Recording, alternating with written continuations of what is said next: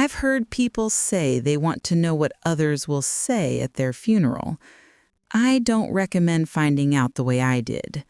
The first thing I remember is the beeping of the monitor, steady, impatient. Then a nurse's voice, soft and surprised. "Oh, Mrs. Leland, you're awake." Awake! A simple word, but after being declared dead 12 hours earlier, it sounded like a punchline. The ceiling tiles above me looked the same as before surgery, speckled, indifferent. My throat burned from the breathing tube they'd already removed, and my body felt like borrowed furniture. When the doctor came in, he smiled the way people do when they find a lost wallet. "Well," he said, "this is unexpected good news." Good news. Imagine calling a resurrection good news because it looks tidy on paperwork. He explained the mix-up in a rush of medical language. My heart had stopped longer than expected. A junior physician had signed the certificate before they revived me. By the time the machine started singing again, the system had already stamped me deceased. The word lingered in my chart like a rumor that refused to die. If you're still listening, I want to say right here to whoever's watching, tell me in the comments where you're listening from, just to prove you're alive too. By noon, they'd phoned my daughter to correct the mistake. She didn't answer. When they finally reached her, she said, "That's incredible." And then, after a pause, "Do we still have to cancel the service?" They had scheduled my funeral for Saturday. It was Thursday. I laughed, a dry sound that startled even me. The nurse looked uncomfortable, like laughter wasn't on her list of symptoms. They kept me for observation, as if death might change her mind and come back for me properly this time. I spent the night staring at the heart monitor, wondering if every green spike was proof or a threat. The next morning, they discharged me with an apology letter and a stack of prescriptions. Outside, the air tasted like copper and pine, sharp, real, almost too real. The hospital's automatic doors opened with a hiss that felt like applause. I called a cab. The driver helped with my bag and said, "Rough week?" You could say that," I told him. When he dropped me at my house, I tipped him extra. After all, not many people get to ride home from their own death. The front porch was covered in flowers, beautiful, expensive, unnecessary flowers. Wreaths and lilies, still damp from the morning dew. Each had a small card, with deepest sympathy. I stood there for a long moment, feeling like a trespasser at my own memorial. Inside, the air smelled of candle wax and something faintly sour, grief gone stale overnight. The dining table was buried under casseroles. On the mantel, framed photos I hadn't seen in years, arranged like a museum of my better self. There was even a guest book. The first line, "She was a lovely woman who always had time for others." The second line, "She will be missed." Both written by my neighbor Ellen, bless her loyal handwriting. I flipped to the last page. Blank. Apparently, even my death couldn't keep people past the first day. If you've ever walked into a room you built for your own memory, tell me below. There's a special kind of silence that follows you around in there, like the air knows something you don't. The phone rang. I hesitated, then answered. "Mom?" Her voice thin and cautious. I just heard. They said you're alive?" I finished. A nervous laugh. "Yes, oh my God. I was just telling the kids you were gone." Silence. Then, "They're relieved. We all are. I'll come by soon." "Of course," I said. We both knew what soon meant in our family. Someday, when guilt becomes convenient. That night I couldn't sleep. Every shadow felt like an old version of me wandering. I made tea and walked through the house touching things. The couch dented to my shape, the book stacked crookedly on the end table, the framed photo of my husband laughing into the wind. All of it still here, all of it almost gone. I found my reading glasses beside the obituary page on the counter. My own name in black and white, printed wrong only in the date. Margaret Leland, beloved wife and mother, 1948 to 2025. They'd used my middle school portrait, the one with the crooked bangs. It looked like a bad audition for an angel. I read the paragraph twice, looking for proof that I had mattered more than the template allowed. But obituaries are polite liars. They summarize a life without admitting how much was wasted or how often you wanted to quit. I poured more tea, whispered to the empty room. "Well, Margaret, you made the paper. Try topping that next week." If you're still here, tap the like button. Consider it a pulse check. Yours and mine. Morning crept in gray and slow. The flowers on the porch had begun to wilt, the sympathy ribbons sagging like tired smiles. I stepped outside barefoot and felt the cold wood under my feet.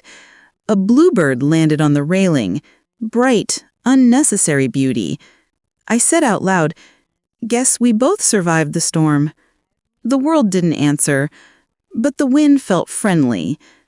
Inside, I gathered every condolence card, stacked them on the kitchen table, and tied them with string. A bundle of proof that people loved me best when I wasn't around to inconvenience them. If you've ever wondered what people would say after you're gone, let me tell you, it's not worth the curiosity. They say you were generous, kind, a blessing, but they forget the color of your laugh, the way you liked your coffee, the stories that made you real. They build a version of you that fits nicely in their guilt. That afternoon I called the church. The pastor's secretary answered, "Mrs. Leland, we were just, welcome back." I smiled at the phone. No harm done. I was only mostly dead. She didn't laugh. "Would you like us to cancel the service?" "Yes," I said, "but keep the refreshments. I might stop by." That's how my second life began, not with a miracle, but with paperwork and pastries. The world kept spinning as if nothing strange had happened, but I had the rarest gift of all, proof of who cared and who simply showed up for free food. If you're still listening, tell me, what would you do if you had one day returned from your own funeral? Would you call everyone? Or would you watch quietly like I did to see who misses you twice?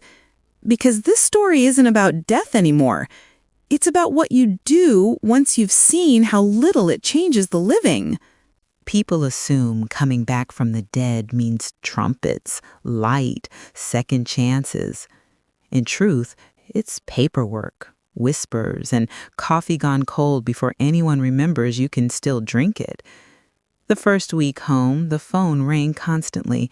Reporters, insurance clerks, one earnest man from the funeral home asking if I preferred a partial refund or store credit. I told him to keep the deposit and donate the flowers to someone who'd earned them. He didn't laugh. Death jokes only work when you're actually dead. If you're still here, leave me a small coffee below. Sometimes the only proof we're alive is that the kettle still whistles.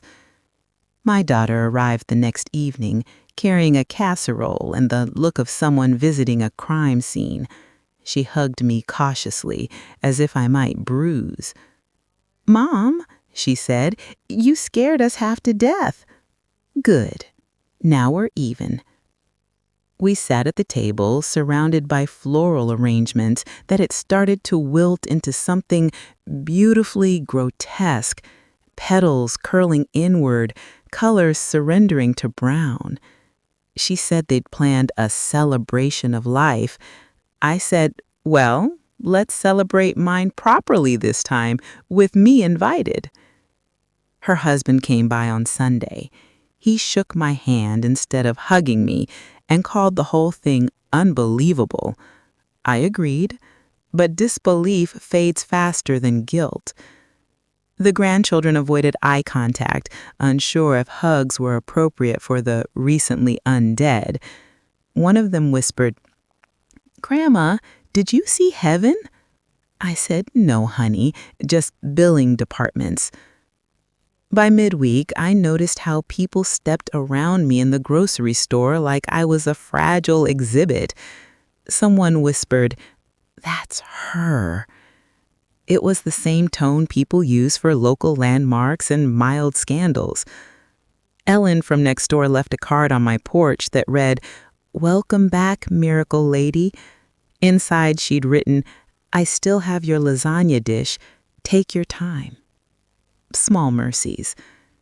If you've ever come back to find the world slightly rearranged, tell me where you're watching from tonight. I like knowing I'm not the only ghost scrolling through comments. At church that Sunday, the pastor paused mid-sermon when he saw me. For a second, he looked like he'd spotted a theological error in real time. After service, half the congregation hugged me like an exhibit of God's mercy. The other half avoided me entirely, just in case I'd brought the afterlife with me. One woman pressed a pamphlet in my hand titled, "How to Make Peace with the Unfinished." I told her I was working on it. At home, I began noticing what people had taken. The family photo from the mantel was missing. My daughter said she'd kept it for remembrance. The piano bench was gone, apparently donated. A neighbor had claimed the quilt from my guest room so it wouldn't go to waste.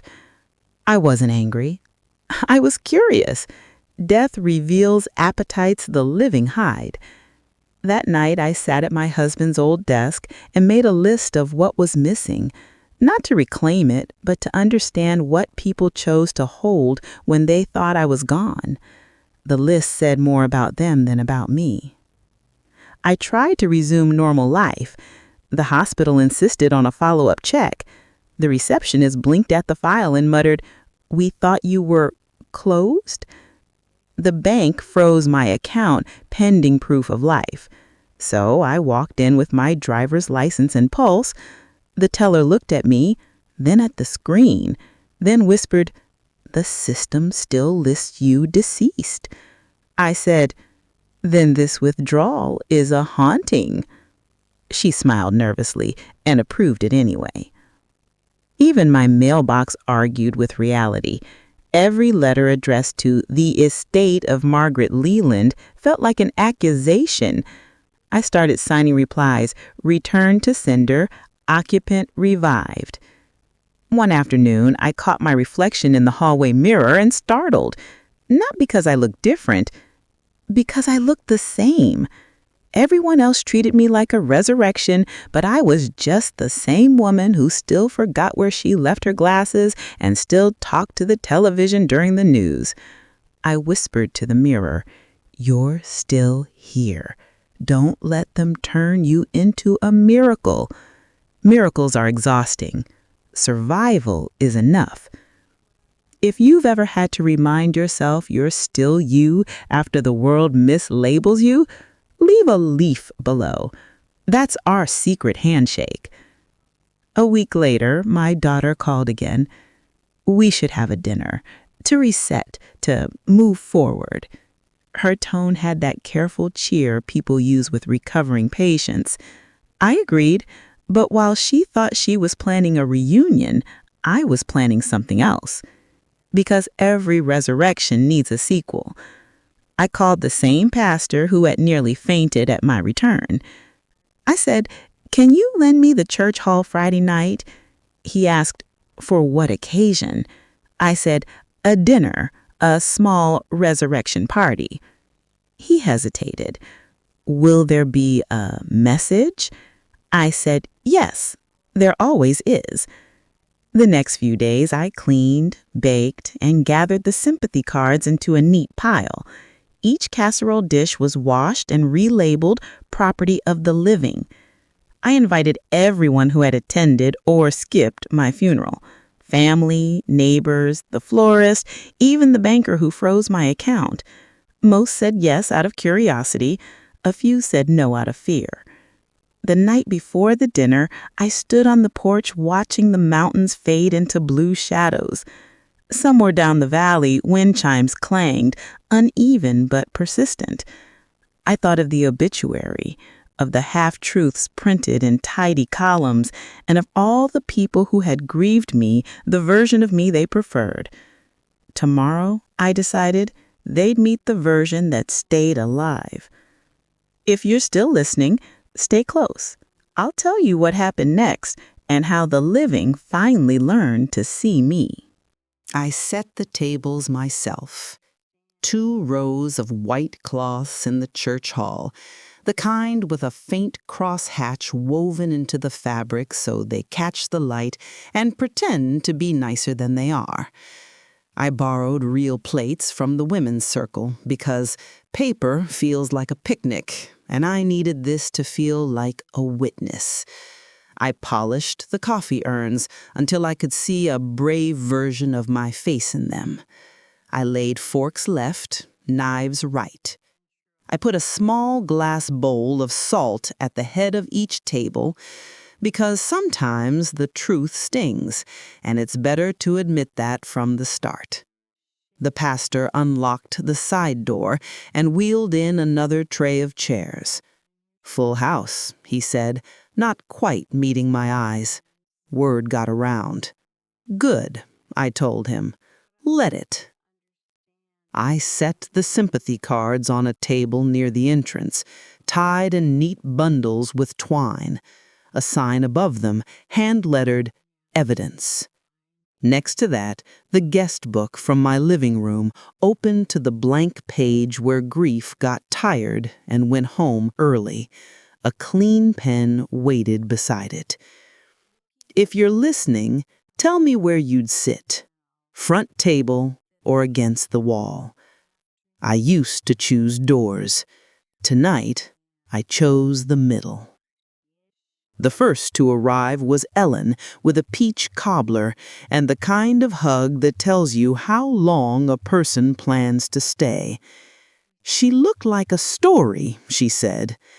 I am one. Help me feed the audience. My daughter came next, holding a bouquet she hadn't unwrapped yet, as if she wasn't sure whether to offer it or hide behind it. Her husband carried wine he wouldn't drink because Baptists don't, which told me he still didn't know where he was. The children stared at the dessert table like the afterlife might be made of frosting. Neighbors drifted in.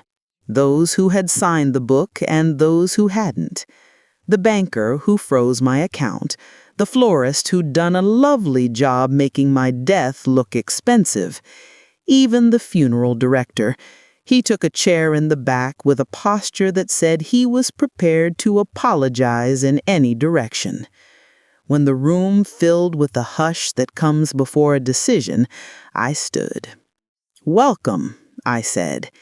"Thank you for coming to celebrate my life, this time with me in it." A few nervous laughs, the kind that need permission. I gave it with a smile. "We're going to do 3 things," I told them. "We're going to eat, we're going to tell the truth, and we're going to leave with something better than we brought." I nodded to the children. "Start the line. The resurrected eat first, but tonight I'm feeding my witnesses." Plates filled, the room softened. Forks scraped porcelain, my favorite sound when people mean well. When everyone settled, I lifted the first bundle of cards and untied the twine. These are lovely," I said, "and they were kind. Some of you wrote memories that made me laugh.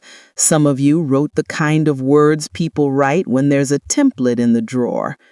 I read a few lines, sweet ones, vague ones, one that got my name wrong." The room smiled, winced, corrected itself in silence. Then I held up the guest book. You came. You stood in my living room and said I would be missed. I turned the pages slowly until I reached the blank one. And then you left. Early. Not judging, just noticing. Grief is exhausting when the person isn't there to refill your glass. A murmur moved through the hall, the noise a lake makes when wind forgets its manners. I looked for my daughter. She was already looking at me. Her eyes said, "Please be gentle." My heart said, "I will, if I can be clear. I'm not here to haunt you. I'm here to release you from the version of me you buried. She was convenient. I am not." The banker raised his hand like this was a seminar. "Mrs. Leland, about the account. Bless your policies, truly. Just next time, ask a pulse before a program." Nervous laughter again. Softer. Closer.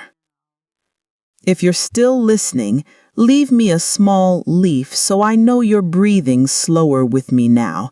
It helps to laugh where you can." I invited people to stand and speak if they wished. Ellen went first. Of course she did. She made soup when my Fred was sick. She didn't ask. She just set it down and told me to eat before it apologized for being hot. The florist stood next.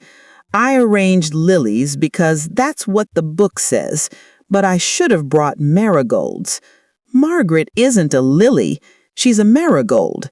Tough, bright, refuses to give up August. Someone whispered, "Amen," like a surprise blessing. My daughter gripped the bouquet so hard the stem squeaked. I nodded to her, an invitation no one else could read. She stood slowly. "I didn't come the first night," she said. "I went home and slept. I told myself I was too shocked, but the truth is I was relieved. Not that you died, Mom. Relieved that the work of loving you was finished and I couldn't fail at it anymore." The room held its breath for both of us. I let mine out. "Thank you," I said, "for saying the thing people don't say." She blinked, eyes bright. "I am trying to be better at staying. Tonight is me practicing." I set the cards down and took up something else I'd brought, a small tin box from my husband's desk. Inside, slips of paper folded like patient birds. "These are IOUs," I told them. "Not money. Moments. Things I owed myself and didn't take while I was busy accommodating everyone's schedule and sorrow." I opened one. "Eat breakfast on the porch every day it isn't raining." Another. "Say no to anything that requires my absence to be appreciated." Another. "Teach the grandchildren to make biscuits before they learn to drive." The children cheered for biscuits, as all wise children do. The hall relaxed. The pastor smiled like scripture had just been helped. "Before we end," I said, "I have favors to ask of the living." I pointed to the back where the funeral director sat. "Sir, when you send lilies next time, please also send a checklist of who needs visiting while they're still here." "Done," he said, and I believed him. I pointed to the banker. "Please add a button to your computer that says, 'Revived.' You may never use it again, but it would cheer me up to know it exists." He laughed, hand over heart.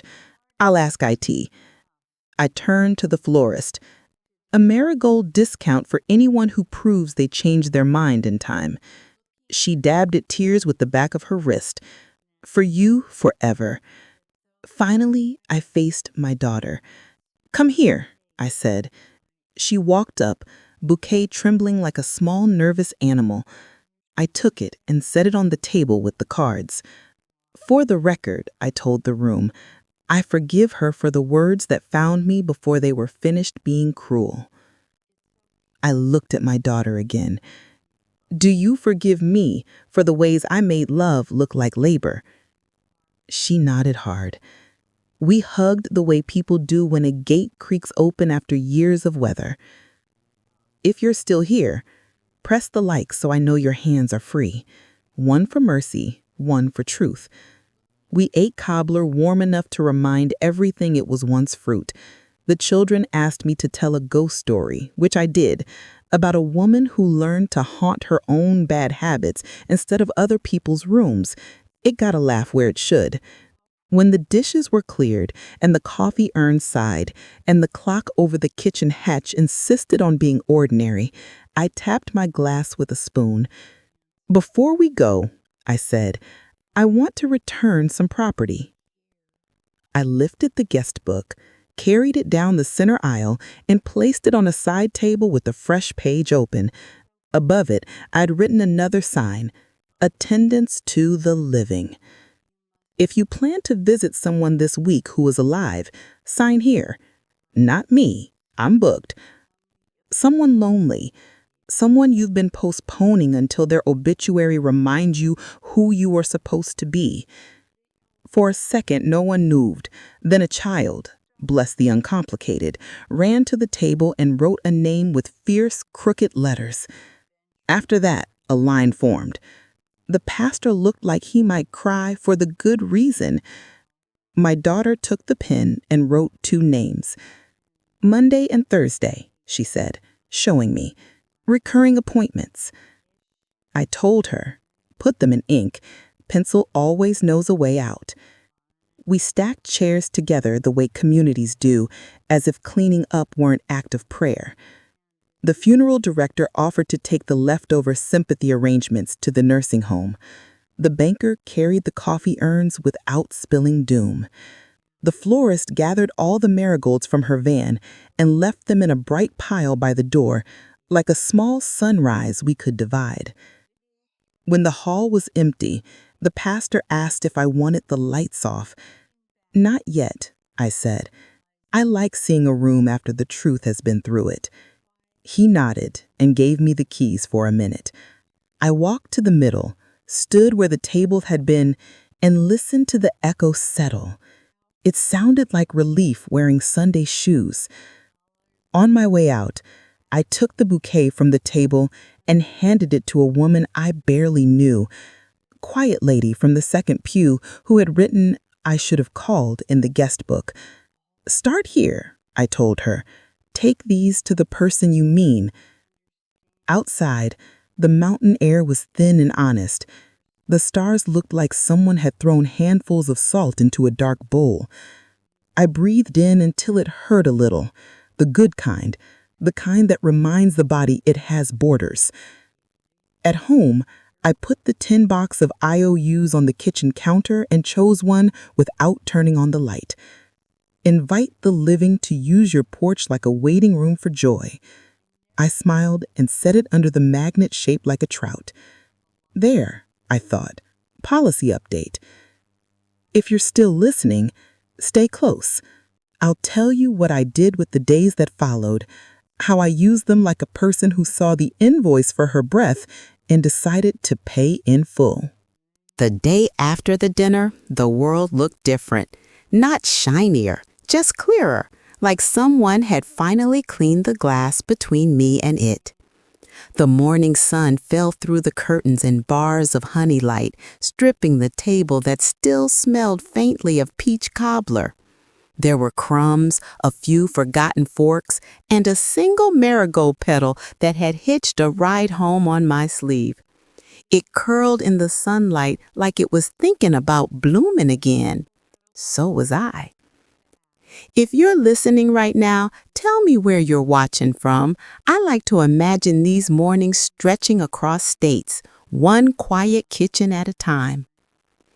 I spent that morning making a list, not of chores, but of continuations, things worth beginning after everyone else has pronounced you finished.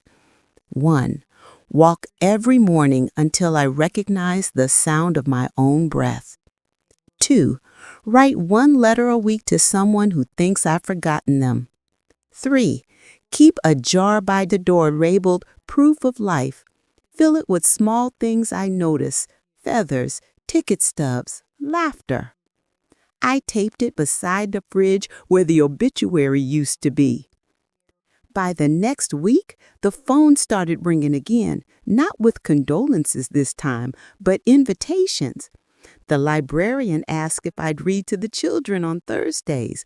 The florist wanted help delivering arrangements to the nursing home. Even the banker called to say he'd added the revived button I had joked about. And my daughter, she started showing up, sometimes with pie, sometimes with silence, always with effort.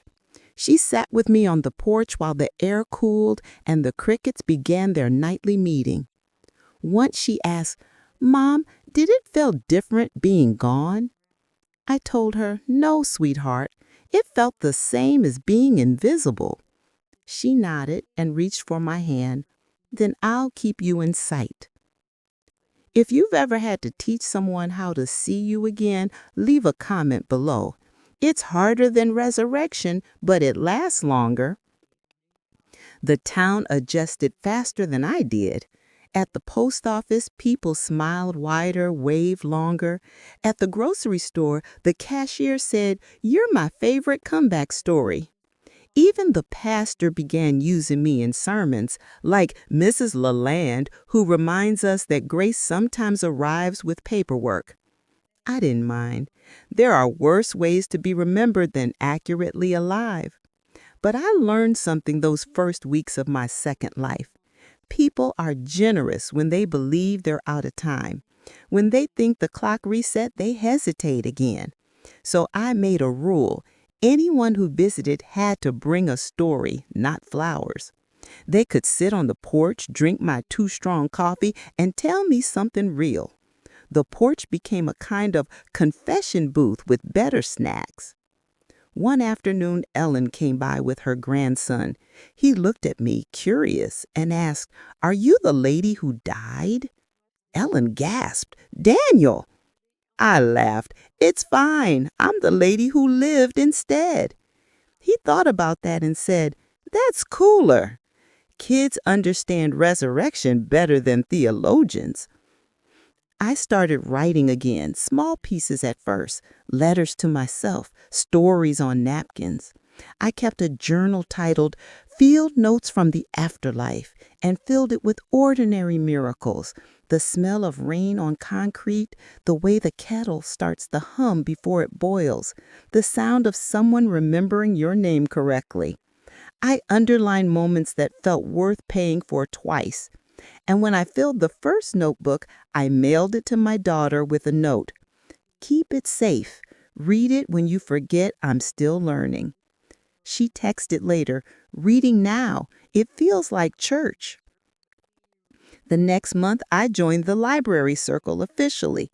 They gave me a badge that said volunteer, and I wore it like armor. Every Thursday, I sat on a rug with half a dozen small faces looking up at me, waiting for magic to come out of paper. One little girl asked, "Do you like happy endings?" I said, "Only the ones that earn it." She nodded like she just learned a grown-up secret. If you're still listening, hit the like button, not for me, for her. Because believing in earned endings is how we stay kind. By autumn, the trees turned the color of forgiveness. I hung a swing on the porch and named it Second Chance. When my daughter came over, she'd sit there with coffee while I watered the marigolds. Sometimes she'd hum the hymn we sang at the dinner. Sometimes we didn't talk at all, just listened to the leaves trading secrets. One evening she said, "You know, it feels like you're different now." "I am," I told her. "Dying once will do that." "What changed?" she asked. I thought for a while. I said, "Before, I wanted to be remembered. Now, I just want to be known." I started keeping small ceremonies for myself, lighting a candle at sunrise for the woman who didn't get to finish her first life properly, writing her small thank yous, Thank you for enduring, for waiting, for not turning bitter when the world got your paperwork wrong. It may sound silly, but the flame never trembled when I said it. Sometimes I talk to my husband's photograph. He sits there in black and white, half smile, caught mid-thought. I tell him about the dinner, about the banker, about our daughter learning to show up. I tell him, it's strange, love. You died once and stayed gone. I died once and stayed hungry. Then I whisper, save me a seat anyway. The town paper ran a follow-up piece. Local woman declared dead, now teaching the living. They asked for a quote. I said, I'm not a miracle, I'm maintenance. They printed it wrong. I'm a miracle of maintenance. I laughed so hard I spilt tea on the article and left it that way. An honest correction. Winter crept down from the mountains and made the morning silver. I bought a secondhand camera and started taking pictures of thaw, icicles melting, steam from my cup, sunlight on breath. I printed them small and pinned them on the wall under a sign that said, alive and here. It wasn't decoration, it was a declaration. If you followed me this far, tell me something small that keeps you alive, a ritual, a sound, a smell. Mine's the way light lands on dust and makes it look deliberate. The last note in my husband's tin box of IOUs read, forgive the world for its timing, but not for its silence.